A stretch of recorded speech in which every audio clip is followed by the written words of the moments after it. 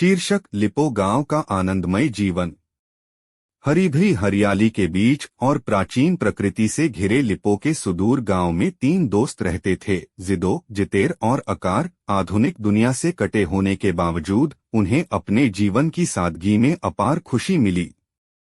उनके दिन क्षितिज पर उगते सूरज की गर्म चमक के साथ शुरू होते थे, जिससे गांव पर सुनहरा रंग छा जाता था। उद्देश्य और संतुष्टि की भावना के साथ उन्होंने अपनी दैनिक गतिविधियां शुरू की, जो मुख्य रूप से खेती पर केंद्रित थीं। साथ में वे खेतों की देखभाल करते थे और पारंपरिक झूम शैली में गेहूं, चावल, बाजरा और मक्का जैसी फसलें उगाते थे।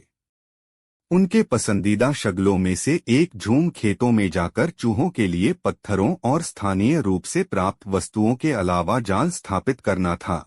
कौशल और सरलता से उन्होंने ऐसे जाल तैयार किए जो उनकी कीमती फसलों की सुरक्षा में कारगर साबित हुए। जैसे ही लिपो पर सर्दियां शुरू हुईं, तीनों उत्सुकता से पक्षियों का शिकार करने के अवसर की प्रतीक्षा करने लगे। अपने घरेलू जालों और जमीन की गहरी समझ के साथ वे जंगल में चले गए और गांव के साथ साझा करने के लिए अपने इनाम के साथ लौट आए। लेकिन केवल खेती और शिकार से ही उनके दिन नहीं भरते थे। उन्हें सिएट नदी में भी सांत्वना और खुशी मिली, जहां वे अक्सर मछली पकड़ने जाते थे। नदी, जिसका पानी जीवन से भरपूर है, उबड़-खाबड़ इलाके और गांव की ओर जाने वाले खड़ी, घुमावदार पगडंडियों से उत्पन्न चुनौतियों के बावजूद जिदो, जितेर और अकार ने अपने देहाती जीवन शैली को पूरे दिल से अपनाया।